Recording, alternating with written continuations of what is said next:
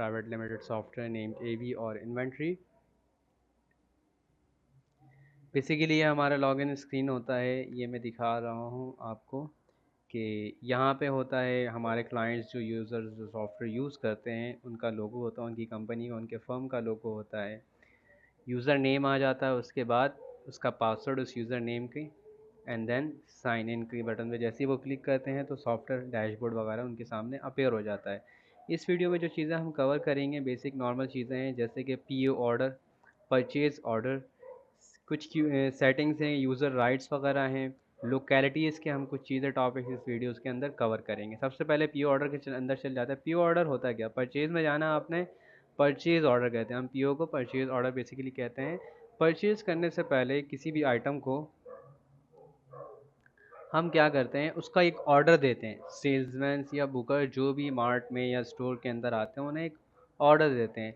हम उन्हें आइटम बताते जाते हैं, हम उन्हें प्रोडक्ट्स बताते जाते हैं उनकी कंपनी के, और वो हमें उनके प्राइसेस और उसके ऊपर दिए गए टैक्सेस वगैरह बताते हैं। फिर हम क्वांटिटी डिसाइड करते हैं कि वो कितनी हमें परचेजिंग करनी है उसकी।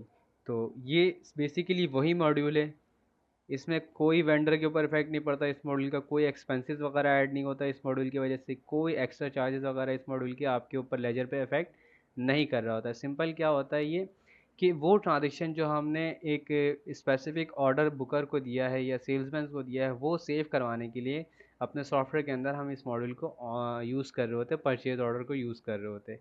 डेट देना है, वेंडर दे देना है, सेलमैन कौन आया था इसका वो हमने डिफाइन करना है या नो सेलमैन रहने दें। पीओ नंबर, पीओ नंबर वो आपको बताएगा। रिक्वेस्ट नंबर, आपकी रिक्वेस्ट की आप रिक्वेस्ट उस नंबर यानी कि कितने नंबर उसकी वजह से परचेज़ कर रहे हैं, कितनी बार उससे परचेज़ कर चुके हैं वो नंबर आप दे देंगे। पेमेंट टर्म इसकी क्या है, कोई टर्म्स एंड कंडीशन है वो आप डिफाइन कर देंगे। मैं यहाँ पे कैश लिख देता हूँ, एक्स वाई ज़ी, एक्स वाई ज़ी। डिस्क्रिप्शन देना चाहें दे सकते हैं। प्रोडक्ट मैंने उठा लिया है, इस वेंडर का बेसिकली मेरे पास एक ही प्रोडक्ट है और वो है माउस ATA 2000, ऐड करवा दिया है। सेल्समैन ने मुझे बताया अब इसकी कॉस्ट प्राइस कितनी हो गई है, 190। उफ, टैक्सेस वगैरह भी लग गया है, 10% टैक्स है इसके अंदर।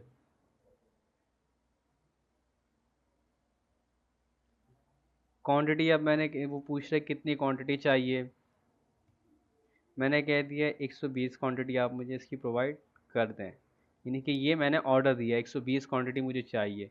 अच्छा, ये सारी चीज़ें बातें हो चुकी होती है सेल्समैन के साथ, तो वो एक हार्ड पेपर में भी आपको दे के जाता है, वो उसकी इमेज आप चाहे तो यहाँ लगा सकते हैं। और आपने कर दिया है सेव कि ये परचेज ऑर्डर मैंने क्या कर दिया, जनरेट कर दिया, ये मैं ऑर्डर दे चुका हूँ। ये याद रखने के लिए मैंने ऑर्डर क्या दिया था, किस वेंडर को, किस प्रोडक्ट के हवाले से कितनी क्वांटिटी लिखवाई थी, उसकी प्राइस हमारे बीच में क्या डिसाइड हुआ था, इस मॉड्यूल को हम यूज़ कर रहे होते हैं। व्यू रिकॉर्ड्स में जाना है, आज की डेट डालनी है और वेंडर सेलेक्ट कर लेना है बेसिकली आपने, और सर्च करवाया, व्यू देख लें आप इसका, ये इसका व्यू है। वेंडर का नाम, वेंडर का contact number, NTN STRN number, और जो मैंने ऑर्डर दिया है वेंडर को कि ये मुझे परचेज़ करना है, रिक्वेस्ट पुट की है, वो यहाँ पे अवेलेबल हो जाएगा। इसका प्रिंट निकालना, प्रिंट निकाल के आप रख सकते हैं अपने पास भी। ठीक है, ये था हमारे पास परचेज़। फिर उसके बाद हम वो चीज़ें जो है, प्रोडक्ट जो है परचेजिंग कर रहे होते हैं। परचेजिंग करने के बाद हम वेंडर की पेमेंट कर रहे होते हैं, जो हमने पहले डिस्कस कर लिया है। अब आ जाते हैं हम लोकेलिटीज़ के ऊपर। लोकेलिटीज़ का एक ऑप्शन है हमारे पास जो कि हमें कुछ चीज़ें प्रोवाइड कर रहा होता है ऑटो पे। बेसिकली जब हम कोई एम्प्लॉय बना रहे होते हैं या जब हम कोई वेंडर क्रिएट कर रहे थे या कस्टमर क्रिएट कर लेते हैं, बेसिकली ये वेंडर और कस्टमर के ऊपर ये वर्क कर रहा होता है कि हमें क्या करना होता है, उनकी लोकेशंस डिफाइन करनी है। जैसे क्लाइंट के मॉड्यूल पे मैं आता हूँ, क्लाइंट के मॉड्यूल में आने के बाद ये मुझे कह रहा है कंट्री सेलेक्ट करो, add some country, add some, add some. अब मैं क्या करता हूँ, कंट्री ऐड करता हूँ, यहाँ पे मैं ऐड कर लेता हूँ पाकिस्तान। कंट्री ऐड हो चुका है। व्यू रिकॉर्ड्स में जाता हूँ मैं, एक्टिव कंट्री एक ट्रांजेक्शन आ रही पाकिस्तान की, मैं रीजन पे गया, अब रीजन मुझे सिलेक्ट रीजन बनाना है। रीजन बनाने के लिए मैं क्या करूँगा, पहले कंट्री सेलेक्ट करूँगा, उस कंट्री के अंदर रीजन बनेगी। जैसे कैटेगरी एंड सब कैटेगरी थी उसी तरह कंट्री एंड रीजन भी वर्क कर रहा था। मैंने बना लिया है सिंध, क्रिएट किया, green notification, it's mean successfully added. View records में जाता हूँ, चेक करता हूँ, ऐड हो चुका है पाकिस्तान के अंदर रीजन सिंध। अब सिटी क्रिएट करने के लिए मुझे क्या करना होगा, सेम वही लिंकअप चल रहा होता है कि इस कंट्री के अंदर, इस रीजन के अंदर सिटी का नाम जो आएगा वो होगा कराची। मैंने ऐड कर दिया है। तो अब जो है एक हमारे पास फ़िल्टर तैयार हो गया। वो फ़िल्टर क्या है कि एक कंट्री है हमारे पास पाकिस्तान, उसके अंदर कई सारे रीजन है, उसमें से एक रीजन क्या है, सिंध है। उसमें रीजन में कई सारे सिटीज़ है, उसमें से एक सिटी क्या है, कराची है। क्लाइंट्स के मॉड्यूल में जाऊंगा अब मैं, और मैं जैसे ही यहाँ पे रिफ़्रेश करता हूँ, यहाँ पे आ रहा है सेलेक्ट कंट्री। जैसे मैंने कंट्री सेलेक्ट की, उसके बाद सिंध, और उसके बाद कराची, ऑटोमेटिकली ये ड्रॉप डाउन मुझे देता जाएगा। तो ये होता है हमारे पास लोकेलिटी, और यही फंक्शन हमारे पास काम करेगा किसमें, वेंडर में भी। वेंडर में भी यही सारी चीज़ें सेम वर्क कर रही हैं। अब आ जाते हैं हम सेटिंग्स के ऊपर। सेटिंग में आने के बाद हमें यहाँ कुछ चीज़ें दिख रही होती हैं। पहला सेटिंग है, दूसरा उसके बाद चेंज पासवर्ड है, यूज़र है।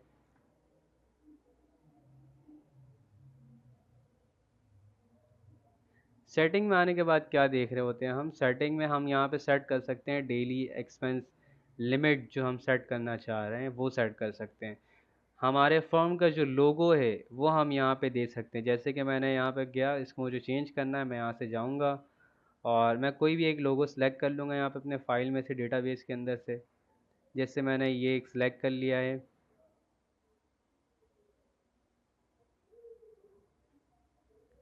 Update setting. इस सेटिंग को मैंने सेव कर लिया। इसका इफेक्ट मैं आपको दिखाता हूँ कब करेगा। चेंज पासवर्ड, ये जो यूज़र ओपन है एडमिन का यूज़र, इसका पासवर्ड अगर मुझे चेंज करना है तो मुझे old password, new password and confirm password दे के अपडेट करूँगा, ये अपडेट हो जाएगा। यूज़र्स के मॉड्यूल में क्या होता है, यूज़र्स के मॉड्यूल में बेसिकली हम नए यूज़र्स बना सकते हैं कि हर यूज़र को मैं अलग काम, जैसे मेरे पास डिपार्टमेंट है, परचेजिंग डिपार्टमेंट अलग है, इन्वेंट्री का डिपार्टमेंट अलग है, और जो पीएस मॉड्यूल यूज़ कर रहा है कैश चिल पे खड़ा वॉकिंग कस्टमर को फेस कर रहा है, वो डिपार्टमेंट अलग है। तो मैं हर बंदे को एक एक यूज़र आईडी प्रोवाइड करूँगा। फ़र्ज़ करने जैसे कि मेरे पास परचेज़ मैन है, परचेज़ मैन का नाम कुछ भी हो सकता है। जैसे मैंने नाम दे दिया यूज़र आईडी परचेज़र। सेलमैन है, मैंने कह दिया नो सेल्समैन। मैं चाहूँ तो उसको डिफ़ाइन कर सकता हूँ कि ये आईडी मैं किसे दे रहा हूँ। पासवर्ड मैंने कुछ भी दे दिया, 1 2 3 4 5 6, ये मैंने पासवर्ड रखा है। अब ये पूछ रहा है कि इसे आपने राइट्स क्या देने हैं। मैंने कह दिया आपने इसे सिर्फ परचेज़ रिटर्न के राइट्स देने हैं। उसके बाद रिपोर्ट्स उसके ये देख सके उसके राइट्स देने हैं। ये सारे रिपोर्ट जो उस एम्प्लॉय की ड्यूटी से रिलेटेड होंगे वो हम देके इन्हें क्या कर देंगे, सबमिट फॉर्म करवा देंगे। तो वो क्या हो जाए, परचेज रिपोर्ट, जैसे purchase return report, purchase transaction report, ये सारी रिपोर्ट एक परचेज़र के हवाले से लाजमी होती है जो आपको यहाँ देना। प्रोडक्ट रिपोर्ट के प्रोडक्ट भी वो देख सके कि है क्या नहीं है। परचेज ट्रांजेक्शन्स, अब परचेज ट्रांजेक्शन में आप क्या क्या देख रहे हैं इसको, ये सारी चीज़ें भी आप देख सकते हैं। इसमें से आपने क्या देना है क्या नहीं देना है, कि एडिट कर सकता है, हाँ वो कर सकता है, डिलीट एंड रिस्टोर भी कर सकता है। ये सारी चीज़ें आपको यहाँ से मिल जाएंगी इसके अंदर से। प्रोडक्ट रिपोर्ट के अंदर से क्या क्या देख सकते हो, प्रोडक्ट व्यू के राइट्स दे देता हूँ, add, hide and delete and restore के राइट्स में हटा दूंगा तो वो हट जाएंगे। इसी तरह परचेज रिपोर्ट व्यू के राइट्स हैं और ऐड के राइट्स हैं। Purchase return add view edit के भी राइट्स हैं। परचेज ट्रांजेक्शन के भी राइट्स मैंने इसको दिए। मैं सेव करवा लेता हूँ, सबमिट फॉर्म, परचेज करवा लिया। ये मैंने एक आईडी क्या कर लिया, बना लिया। व्यू रिकॉर्ड्स में जाता हूँ देखने के लिए, व्यू करता हूँ, और यहाँ मैं देख सकता हूँ कि वो आईडी क्या हो गई है, जनरेट हो चुकी है परचेजर के नाम से, ये रही। अब मुझे क्या करना है, अब मैं जाता हूँ लॉग आउट करता हूँ इसे, और देख सकते हैं ये लोगो अब लग चुका है। जो मैंने लोगो चेंज किया था हमारे फॉर्म का वो यहाँ पे परचेज़र, यहाँ पे आपने पासवर्ड देना है सिंपल, और लॉगिन हो जाना है। अब आप देख सकते हैं यहाँ पे कि इसके पास जो राइट्स हैं वो बहुत लिमिटेड हैं। एचआरएम के राइट्स नहीं है। रिपोर्ट्स में थोड़े से राइट्स, वो भी कौन से? Product history report, purchase return, vendor payment, product report और purchase view report. Other transaction के राइट्स नहीं है, वेंडर के राइट्स कोई नहीं है, पे टू वेंडर कर सकता है बस ये। उसके बाद अकाउंट्स नहीं है, एक्सपेंस नहीं है, पीयूएस नहीं है, स्टॉक, सेल, परचेज के अंदर परचेज के राइट हैं, ऑर्डर देने का इसको कोई राइट्स नहीं है। तो इस तरह से हम राइट्स क्या कर सकते हैं, और इसे अपना पासवर्ड चेंज करने का राइट है। तो इस तरह से आप यूज़र क्रिएट कर सकते हैं और यूज़र डिलीट भी कर सकते हैं। मैं इसे डिलीट कर देता हूँ इस परचेज़र को। एडमिन मैंने ओपन कर लिया है। एडमिन ओपन करने के बाद मैं सेटिंग में जाता हूँ,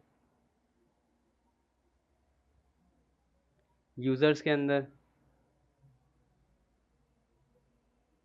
view records, show me the users of all, purchaser, delete.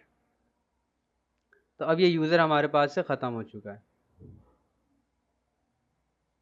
इस वीडियो के अंदर हमने क्या कवर किया? परचेज़ ऑर्डर किस तरह हम सेट कर रहे होते हैं, लोकेलिटीज़ किस तरह हम बनाते हैं और इसका इफ़ेक्ट कहाँ पे पड़ रहा होता है। रिपोर्ट्स में जाते हैं, परचेज़ ऑर्डर का इफ़ेक्ट हम यहाँ से भी देख सकते हैं।